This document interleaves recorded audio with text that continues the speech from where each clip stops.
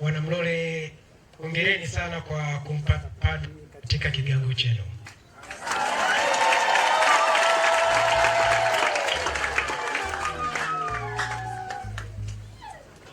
Ninyi ni nuru ya ulimwengu. Wewe Padri Dismas ni nuru ya ulimwengu. Ndivyo ambavyo mwinjili Mathayo ametueleza. Sikumbuki kwa ufasaha ni mwaka gani niliyomuona au kukutana na Padri Dismas, lakini kumbukumbu zinaniambia huenda ni mwaka 2012 akiwa kidato cha pili ama 2013 akiwa kidato cha tatu. Nimesahau kumuuliza ili anikumbushe. Sasa muda huu siwezi tena kumuuliza. Wazazi wake niliwafahamu, na hasa baba yake, kwa kuwa tulikuwa tukiwasiliana mara kwa mara, na alikuwa akinieleza kwamba ana kijana. Sasa baada ya miaka mingi ndipo nikawa nimekutana na kijana mwenyewe huyo. Nilipomtazama nikamwona ni kijana handsome,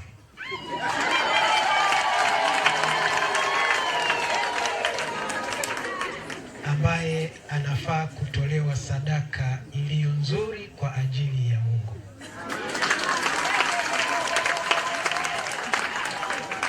Nikatamani kutamka yale maneno kwamba Mungu aliyomwambia nani, Saulo nadhani, ondoka ukampake mafuta kwa maana huyu ndiye. Nikamuuliza, baada ya kidato cha 4 malengo yako ni nini? Akaniambia nataka kuwa padri. Nikasema habari njema. Akasoma akamaliza, tukaendelea na mawasiliano sasa, walau kuanzia hapo, kwa kuwa tayari tumefahamiana. Baada ya kidato cha 4 nakumbuka nilikuwa mahali fulani SIDO, sijui kama yeye anakumbuka. Nilikuwa SIDO, nimechafuka kweli na mashudu, napakia mashudu kwenye Land Cruiser kwa ajili ya kitimoto. Jana nikamwona huyo hapo. Wewe vipi bwana, safi? Tukapiga habari hapo. Nikamwambia matokeo yako nimeyasikia, ni mazuri sana, hongera sana, asante sana. Mpango wako ni upi? Ananiambia mpango wangu ni ule, nataka kuwa padri. Unafanyaje sasa? Anasema ninataka niende Itaga seminari. Nitawaambia baadaye, mnikumbushe nikisahau. Mazungumzo yetu yaliendeleaje baada ya kuniambia anataka kwenda Itaga seminari? Nitawaeleza mazungumzo hayo yaliishaje. Lakini mazungumzo hayo yaliyoisha, kuna kitu kikubwa sana ambacho nimejifunza au nilijifunza kutoka kwa kikubwa sana. Sasa msiponikumbusha mtakikosa. Padri Dismas, wewe ni balozi na wakili wa Mungu hapa duniani. Ni mpendeleo mkubwa namna gani kuitwa wakili na balozi wa Mungu hapa duniani. Leo ni siku ya furaha tunaposali pamoja na wewe Padri Dismas, padri wetu mpya, tukimshukuru Mungu kwa zawadi hii kubwa ya wito aliyokujalia. Kushukuru ni kuomba tena.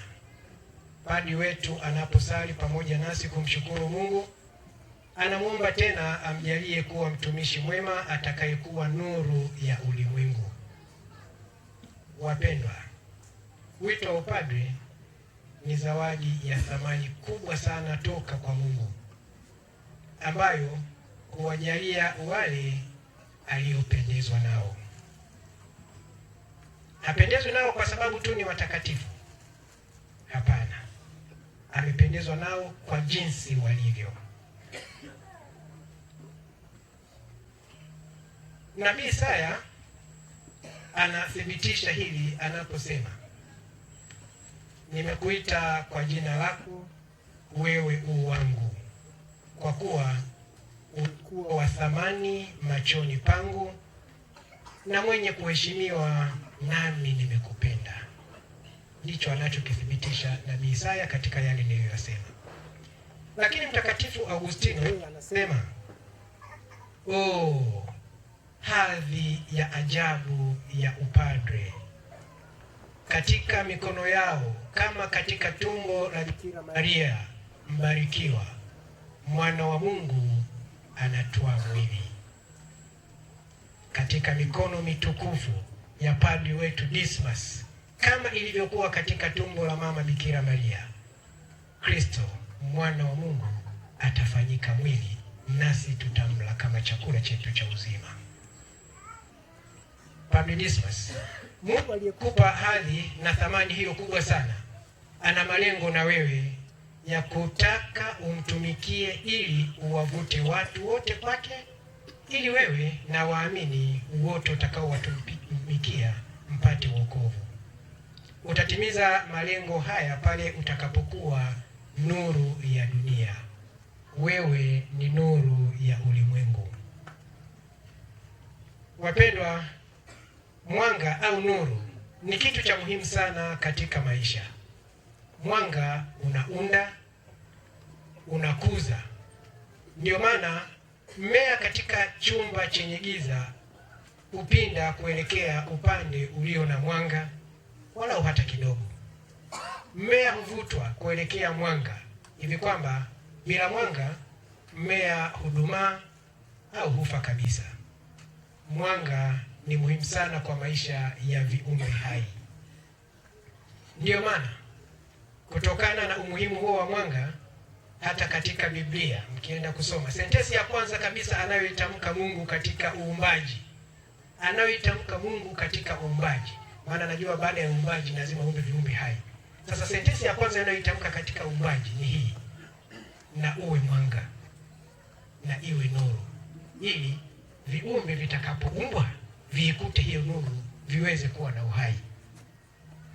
Katika umuhimu huo, Yesu pia anajitambulisha kama mwanga wa kweli uliokuja duniani kuwaangazia watu wote. Hivyo, kwa kuaksi mwanga huo wa Kristo, wale wote wanaomwamini na kumfuasa nao huwa mwanga wa dunia, kama wewe sasa Padre Dismas na sisi wote tuliobatizwa, kwa kuwa ninyi nami kwa ubatizo wenu mmekuwa nuru au mwanga wa ulimwengu. Hivyo basi nuru yenu iangaze mbele ya watu, ili siku zote wapate kuyaona matendo yenu mema, wamtukuze Baba yenu aliye mbinguni. Kwa sisi kuwa mwanga, tutaleta uhai kwa dunia kwa kufanya vitu vikue na kustawi, kufanya imani ya Wakristo wetu ikue na kustawi, kwa kuleta amani, furaha, matumaini kwa watu. Tutawavuta watu kwa Mungu kama mwanga unavyovuta mimea na kuipatia uhai, nasi tutawavuta watu kwa Mungu. Wapendwa, thamani ya Ukristo wako na upadri wako Padre Dismas machoni pa Mungu na kanisa unategemea mwenendo wa maisha yangu na maisha yako.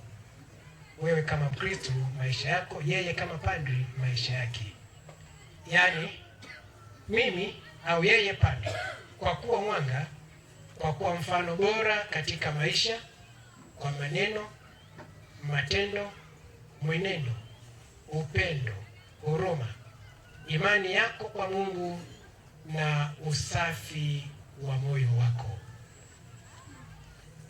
Hivyo ninakusihi Padre Dismas, epuka nafasi yoyote ya kuzimisha mwanga wako na kujirudisha katika giza, kwa kutenda matendo ya giza na kukufanya ukose sifa ya kuwa mwanga katika jamii, na hivi kuwafanya watu kubaki wakiishi kwa kukuvumilia tu. Kumbuka, kwa ubatizo wako na kwa sakramenti ya daraja, wewe ni Kristo mwingine. Epuka kujiingiza katika utamaduni na mazoea yasiyofaa machoni pa Mungu, kwani yanaweza kukujengea mazoea ya kuona yale ambayo ni miiko kwa maisha yako ya upadri au wewe Mkristo kwa maisha yako ya Ukristo yanakuwa ya kawaida tu. Hii ni hatari sana kwa maisha ya Mkristo, kwa maisha ya padri, kwa wokovu wao. Kama padri, kondoo unaowachunga na watu wote tahatarisha maisha yao, kwani mwanga wako utafifia au utazimika kabisa. Mtakatifu Ambrosi anasema hivi: uimara wa padri ni uadilifu. Ukipenda hata kama hauna, pigia mstari katika kichwa chako. Uimara wa padri ni uadilifu. Pasipo uadilifu, mtu anapoteza si tu uimara wa rohoni unaomwezesha kukitendea kile anachokiamini katika maisha, bali anapoteza pia tafsiri sahihi ya kile anachokiishi na kuwa mtu wa maisha nusunusu. Ukipokea kwa moyo mwaliko wa Kristo wa kuwa mwanga wa dunia, Padre Dismas, utaishi katika mwanga wa Kristo na nuru yako itang'aa, na hivi nuru yako itaangaza mbele ya watu wote, nao watayaona matendo yako mema na watamtukuza Mungu Baba aliye mbinguni. Padre Dismas, tambua kwamba wewe ni kuhani wa Agano Jipya, uliyeshirikishwa ukuhani wa Kristo mwenyewe ili kuendeleza utume wake wa kufundisha, kuongoza na kuwatakatifuza watu wa Mungu. Kwa maana hiyo, kumbuka daima tafsiri ya upadri kadri ya Mtakatifu Yohane Maria Vianney anapoutafsiri upadri kuwa ni upendo wa moyo wa Kristo. Ndiyo tafsiri ya upadri kadri ya Mtakatifu Yohane Maria Vianney, kwamba upadri ni upendo wa moyo wa Kristo. Kwa maana hiyo, padre si tu kwamba anaalikwa kushiriki upendo wa Kristo, bali pia kukua katika upendo wa Kristo na kuuwasha upendo huo katika nyoyo za kondoo wake. Upadre ni wajibu wa upendo, na upendo wa dhati, Padre Dismas, si jambo rahisi. Ndiyo maana Yesu alipokuwa anamkabidhi Petro, akijua kwamba jambo hilo la upendo si rahisi, wakati Yesu anamkabidhi Petro majukumu ya kulichunga kundi mara 3 katika msisitizo, Yesu alimuuliza Petro kama kweli anampenda mara 3. Huu ulikuwa ni msisitizo kuwa kitambulisho cha padri ni kimoja tu, yaani upendo. Na ukisha kuwa na kitambulisho hicho ambacho ni kimoja, ambacho ni upendo, wajibu wako utakaopata kama padri ni mmoja tu, yaani kuchunga na kulisha kondoo. Yakumbuke hayo Padre Dismas. Sasa Petro, baada ya kuthibitisha upendo wake na kujutia makosa yake, anatumwa sasa, anapokea wajibu wa kulisha na kuchunga kondoo. Utume anaopewa Petro wa kulisha na kuchunga kondoo wa Bwana ni wito wa kulifikisha neno la Mungu kwao, yaani kuhubiri. Petro alitumwa kuhubiri. Katika mahubiri, Mungu atazungumza na watu wake kupitia kinywa chako wewe Padre Dismas. Sasa angalia Padre Dismas, unapaswa kuzungumza na Mungu kabla kwa kufanya tafakari ya kina, ili Mungu aweze kufungua midomo yako uweze kupata cha kuwalisha kondoo wa Mungu.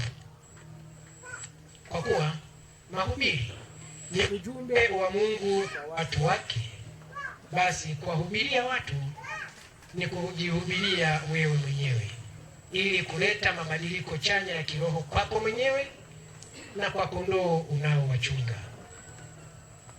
Kumbuka Padre Dismas, mahubiri sio mipasho.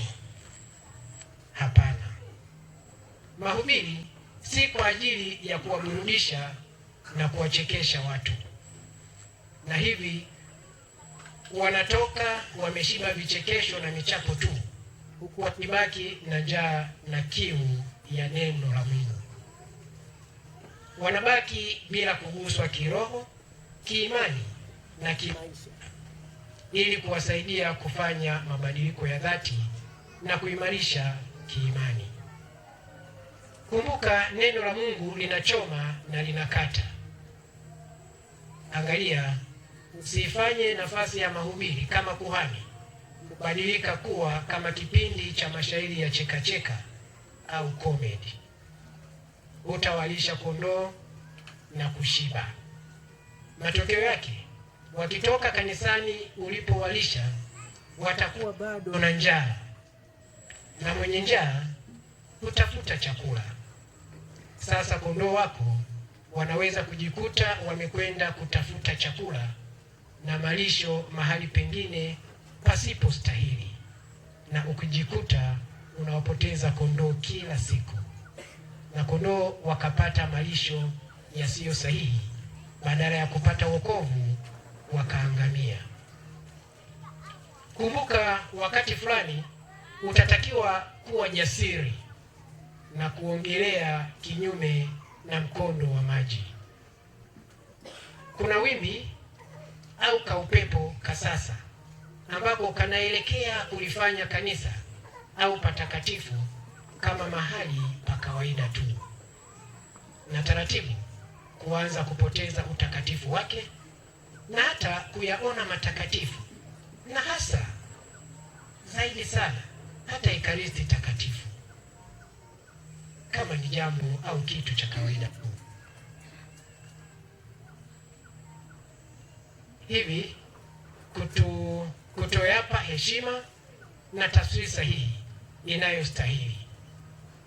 Utakatifu wa kanisa na matakatifu vinazidi kupoteza hadhi na kuonekana vya kawaida.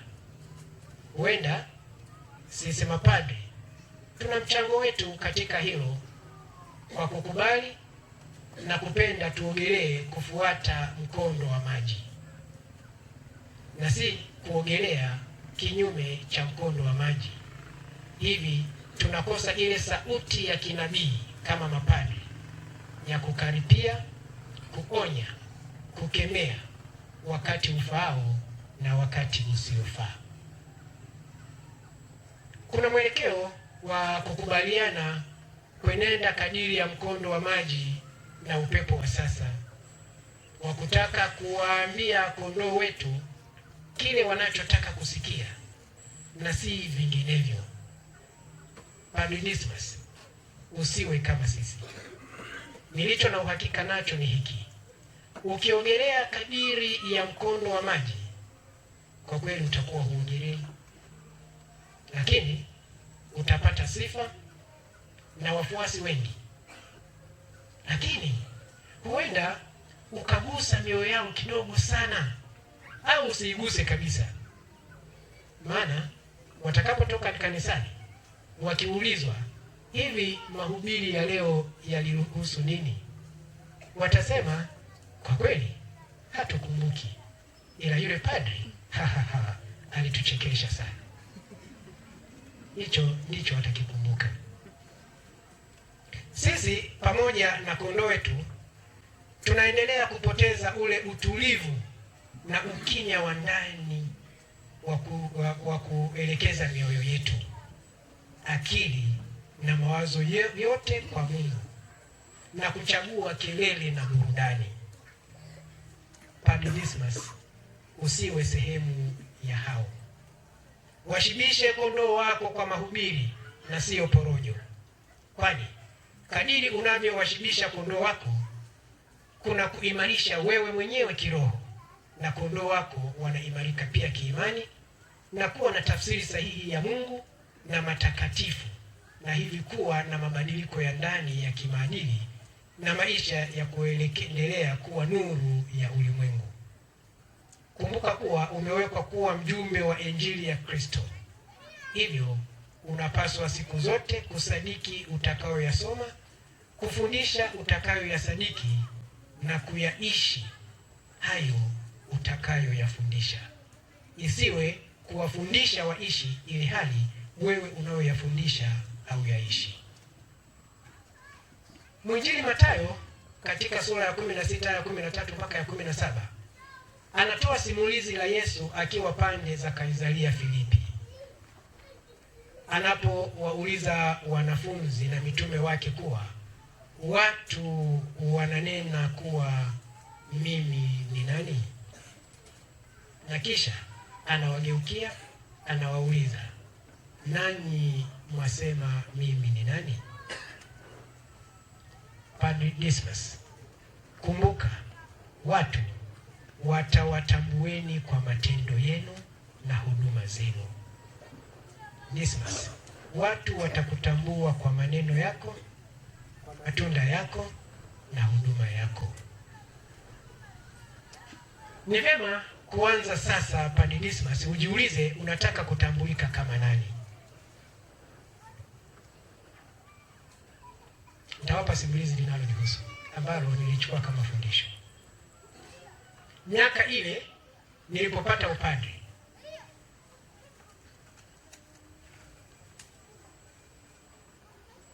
kama walivyopata leo, tutawapatia zawadi, sio? Tutawapa zawadi. Mmeziandaa? Ambaye hajaandaa zawadi, mziandae zawadi. Tutawapa zawadi nyingi. Wakati nilipopewa upadre na mimi katika misa yangu ya shukrani, kama ilivyo utamaduni, na mimi nilipewa zawadi nyingi. Zawadi zile baada ya kuzifungua na kuziona, nilizigawa katika makundi mawili. Kundi la kwanza ilikuwa la zawadi za kimwili, na kundi la pili lilikuwa zawadi za kiroho. Kundi la kwanza, zawadi za kimwili, nilipata pesa. Bwana, nilipata pesa. Nikazihesabu, jumla ilikuwa 1,117,000.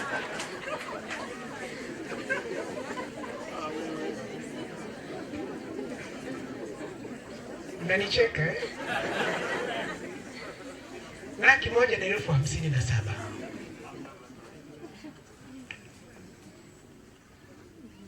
Nilimshukuru Mungu na nikawashukuru wote walionipa zawadi. Ninaendelea kuombea kwa sababu nilijua ni zawadi iliyotoka katika moyo ulio na upendo, sivyo? Sanjari na zawadi hiyo ya pesa, nilipata zawadi nyingine kama vitambaa vya suti, nini vyote nilipata. Kwa hiyo wote hao niliwashukuru kwa kuniwezesha na wakaurahisisha utume wangu katika mapadri mpya kuweza kufanya mizunguko huku na kule. Nawashukuru sana.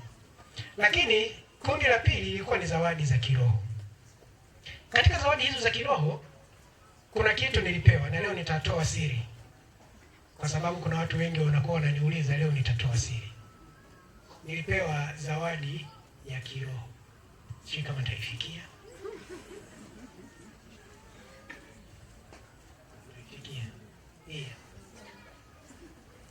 Naiona hii hapa.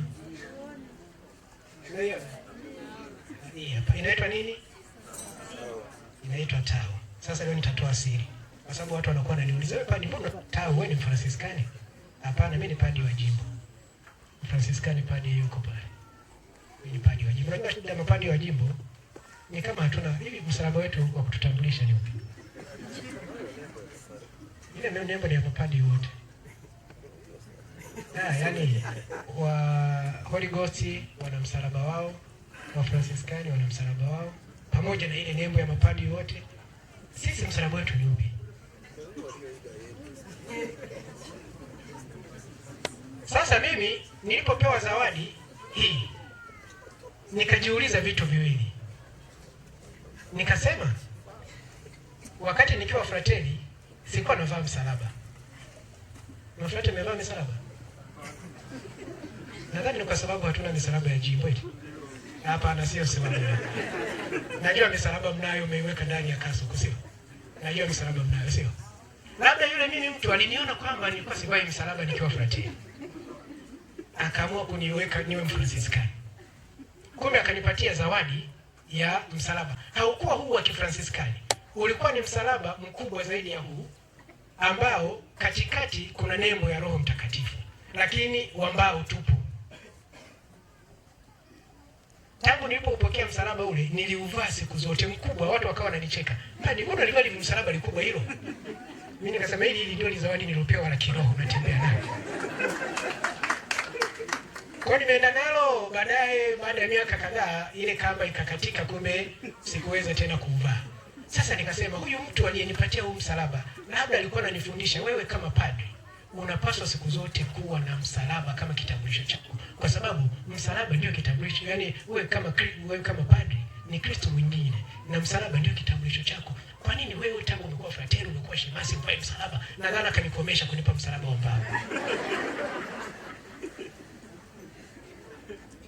Sasa kwa heshima yake, baada ya ule kwa umeharibika, nikasema unaofanana na ule ni wa namna gani? Nilipoenda Kasulu siku moja Mwilamvya, nikaingia duka la Wafransiskani pale, nikaikuta hiyo misalaba.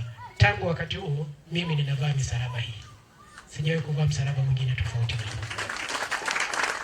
Lakini asili yake ni zawadi niliyopewa wakati wa misa yangu ya shukrani. Jambo la kiroho. Lakini jambo lingine la kiroho lililoendana na hilo, mtu mmoja nisiyemjua hadi leo simjui, na kama yuko hapa nitamuomba aniambie. Kama alikuwa mwanadamu mimi sijui, kama alikuwa ametumwa na malaika mimi sijui, lakini aliniandikia barua. Niseme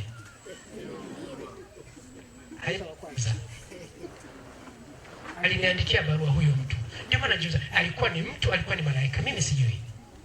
Aliniandikia ujumbe kwanza akinipongeza kuwa kuhani wa Bwana, na akaniombea kuwa balozi mwema wa Kristo hapa duniani. Maneno mazuri sana, sio? Zaidi ya hayo, akanisihi akiniambia, jitahidi kuishi vema utume wako kama mchungaji mwema. Akaniambia, watu watakuita na kukutambua kulingana na mwenendo wako wa utume kama padri.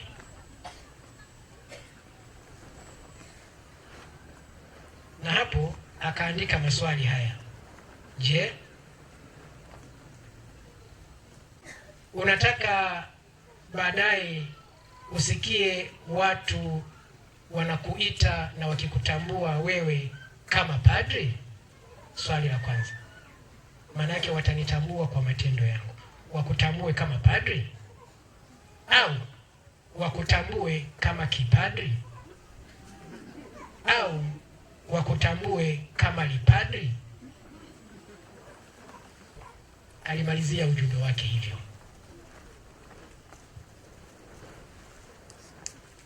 Ni nani aliyeniandikia? Na hapakuwemo katika hiyo bahasha, hapakuwapo na zawadi nyingine yoyote. Ilikuwa ni ujumbe tu. Ujumbe huo umeendelea kunitafuna mpaka leo. Kati ya zawadi zote nilizopewa,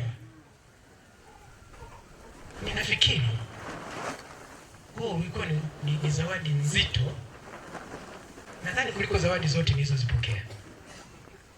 Ninatafakari hivyo. Ni nani aliyeniandikia? Simjui. Vise, kama ni wewe uniambie, ili nije kukushukuru.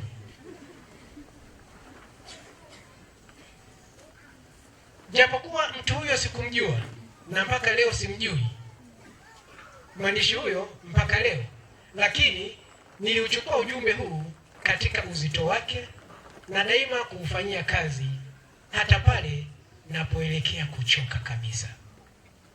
Mimi sikumuona wala sikumfahamu mpaka leo aliyeniandikia ujumbe huo. Ninyi Padre Dismas na mapadi wengine wapya mnaniona. Kama hamnioni kwa macho ya nyama, mnitazame kwa macho ya kiroho. Ninyi mnaniona Na sasa nawauliza, mnataka kuwa mapadri wa namna gani? Yesu aliuliza, watu husema kuwa mimi ni nani? Na ninyi ikifika mahali muwaulize watu, msione aibu. Jamani, watu wanasema mimi ni nani? Wapo watakaosema wewe ni Dismas mwana wa Mfatie. Sawa. Watu watasema wewe ni Dismas mwana wa fulani uliyezaliwa Mlole. Sawa. Watu watasema hiki na kile. Na wale walio karibu nao sasa, hao mapadri wenzako waulize, na ninyi sasa mnasema mimi ni nani? Waweze kusema wewe ni wakili na balozi wa Kristo hapa duniani. Maneno yako, matendo yako na matunda yako yatadhihirisha hayo. Tusitamani kukusikia kesho na kesho kutwa Padre Dismas watu wanasema kipadri. Kipadri Dismas kimepita. Lipadri Dismas limepita. Hapana. Tukusikie wakikunena na kukunenea yaliyo mazuri, kwa kuwa maisha yako ya ushuhuda yatadhihirika machoni pako na mbele ya kondoo utakao wachunga. Na mwanga wako utakapoanza kung'aa, watu watayaona matendo yako mema na wataendelea kumtukuza huyo Mungu aliye mbinguni, kwa kuwa wewe utakuwa umeivaa sura ya Kristo kulingana na maneno na matendo yako. Kumbe Padre Dismas, unapomshukuru Mungu leo, unamuomba sasa nini? Au kuwa padri wa namna gani? Kwamba unaomba nini na unataka kuwa padri wa namna gani? Majibu ya maswali hayo unayo mwenyewe moyoni mwako. Jambo moja tulilo nalo na uhakika nalo ni hili, kwamba Kristo amekutambulisha na kukuthibitisha kuwa wewe ni nuru ya ulimwengu. Muombe Mungu akuthibitishe katika hayo. Uthibitike katika utume na maisha yako ubaki siku zote kuwa nuru ya dunia. Padre Dismas, ni vizuri kukumbuka kwamba katika kuenenda kwako na kutenda kwako utume, waweza kukumbana na mashambulizi ya shetani. Anaweza kujitokeza katika umbo la watu, marafiki au vitu atakayetaka kuangamiza wito na utume wako kwa namna mbalimbali. Unaweza kukutana na vipindi vya hofu juu ya maisha yako mwenyewe. Hofu katika utume, hofu ya familia, watakula nini, watavaa nini, watafanya nini. Hofu kwa ndugu, jamaa na rafiki juu ya kesho yao na hata kesho yako. Tumeambiwa katika masomo tuliyosikia, somo la kwanza, usiogope. Hii ni kawaida. Hali hii utakapoipata, hakika usiogope. Kumbuka ahadi ya Kristo, usiogope. Kristo anajua na atatenda kwa ajili yako. Na katika hili uyakumbuke haya ninayokwambia. Umekuwa mfano halisi katika hili na kutoogopa kesho yako na hatima yako ya kesho. Narudi kule nilikoambia mnikumbushe. Baada ya kukutana mimi na yeye pale Sido, akaniambia kwamba anakwenda Itaga. Nikakunja uso kidogo. Sema lakini sawa. Unajua kwa nini nilikunja uso? Yeye anajua. Ni kwa sababu ya changamoto za kidunia zinazokuwepo. Unajua familia zetu ni familia za kawaida sana, sio? Ni za kawaida sana. Sasa nikamuuliza Dismas, sawa, ulishaniambia nia yako ni kuwa padri. Na tangu nilipokuona nilimuona padri ndani yako. Na nilikueleza jambo hilo. Ni sawa. Sasa kwa changamoto zile ninazozifahamu sasa, kwa sababu nilikuwa nimeshazifahamu sana. Kwa changamoto zile ninazozifahamu, mimi ninakushauri usiende Itaga. Badala yake nenda sekondari ya serikali ambayo uwezekano wa kukuwezesha upo kadiri ya familia zetu jinsi zilivyo. Dismas akaniambia, Father, mimi natamani niende seminari. Nilitamani kwenda seminari ndogo na ni olevo, sikubahatika. Nataka nimalizie seminari. Nikamwambia, dogo, hapana. Nenda shule za serikali. Utaenda shule za serikali, utasoma, ukimaliza unaomba kwa mkurugenzi wa mito kwamba nataka kuwa padri, naomba nipokee nyumba ya malezi. Atakupokea ili mradi uende uweke bidii usome ufaulu. Lakini mimi kumbukumbu zangu ni familia zetu. Tutaweza? Wataweza? Dismas akaniambia, nimeshaongea na wazazi na wao wamekubali. Nikamwambia, hata kama wamekubali, nikamwambia nakutuma, nenda ukawashauri wazazi wako, uwaambie kwamba nimekutana na Father na amenishauri niende shule za serikali. Huyu mtoto wakati akaniambia, sawa Father, nitawaambia. Nikamwambia, lakini hoja yangu unaiona? Si unajua tunavyoona. Akasema, Father, ninaona kabisa. Sema sasa nenda ukawaambie hivyo. Akanikubalia. Kumbe nafikiri alinikubalia kinywani, sio moyoni. Nadhani alinikubalia kinywani, si moyoni. Na sikuwahi kumuuliza tena kama uliwaambia wazazi wake. Uliwaambia kweli? Inawezekana hata kuambia. Lakini hofu yangu mnaiona, sio? Hofu niliyokuwa nayo mnaiona. Mimi pia kama mzazi kitu nilichokuwa nakiona. Lakini nilikuwa naona kabisa kwamba kuna fursa ambayo anaweza kaenda huku kwa nani nafuu kabisa, na akaja akasoma kaendelea kwa sababu ya familia zetu. Lakini akanikubalia. Ila nilikuwa naona kabisa kama anakuwa mnyonge. Ananikubali lakini katika unyonge. Lakini nikaja kushtukia yuko Itaga seminari. Sema mtoto vipi? Nikaja kushtukia yuko Itaga seminari. Nikasema basi jambo la Mungu. Nikasema sasa ataendaje, atamalizaje huyu mtoto katika hali hizi?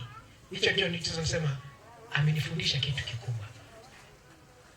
Mimi niliwaza kufikiri kibinadamu. Katika fikra zangu, katika mtazamo wangu, katika muono wangu, nadhani sikusali ili nipate cha kumshauri huyu bwana mdogo. Nilitumia hekima, akili na mtazamo tu wa kibinadamu. Na Mungu sikumweka katika yale niliyokuwa nayafikiria. Kumbe dogo alishasali sana. Yeye anawaza kimungu, mimi ninawaza kibinadamu. Ni nani aliyeshinda?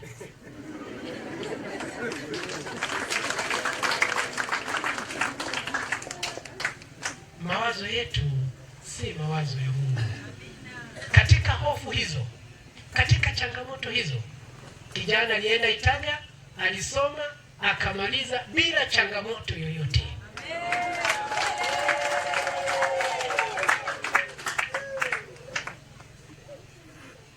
Huenda aligundua kwamba akienda kule kwenye ile form 5 form 6 za serikali angeweza kweli akafika, baadaye akamaliza, akamwandikia mkurugenzi wa mito, na mkurugenzi labda niona kwamba atafika amechoka sana. Akaona atumie njia nyepesi ambayo haitamchosha. Niliwaza kibinadamu, akawaza kimungu. Padre Dismas, endelea kumtegemea Mungu katika kila jambo. Hilo ulinipatia fundisho kubwa, kwamba unapomtegemea Mungu katika jambo lolote halitaweza kushindikana. Liwe jepesi, liwe gumu, halitashindikana. Ndio maana Mungu leo hii anakuambia usiogope. Katika changamoto hizo nilizozitaja, zile za familia, watafanya nini sasa, mimi niko huku, nitawasaidiaje? Usiogope. Huyo Mungu aliyekupenda akakuona wewe ni wa thamani machoni pako, atawategemeza.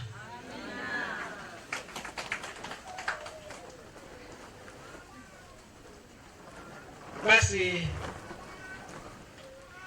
unapaswa kudumu katika muunganiko pamoja na Mungu, hata mara moja usimwache, ili aendelee kukutegemeza. Somo la pili limetukumbusha kujivika silaha. Silaha unazopaswa kuendelea kujivika ili kupambana na huyo ibilisi ni silaha ya sala, tafakari kila siku, kusoma neno la Mungu, kuwa mwaminifu kwa wito wako, uaminifu kwa Mungu, kumtii Mungu na mamlaka za kanisa, kusoma vitabu vya kiroho, na yote hayo, zote hizo zitakuwa ni silaha na nyenzo zitakazo kusaidia kukaa ndani ya Yesu, na Yesu aweze kukaa ndani yako siku zote. Na Yesu atakapokaa ndani yako siku zote, sura yako itakuwa ni sura ya Kristo. Haitakuwa sura ya maigizo, bali ni Kristo mwenyewe ataendelea kuonekana ndani yako. Ingia ndani mwako ili uivae sura ya Kristo, uendelee kuwa nuru ya ulimwengu. Katika utume wako watu wayaone matendo yako mema, wamtukuze Mungu aliye mbinguni. Tumsifu Yesu Kristo.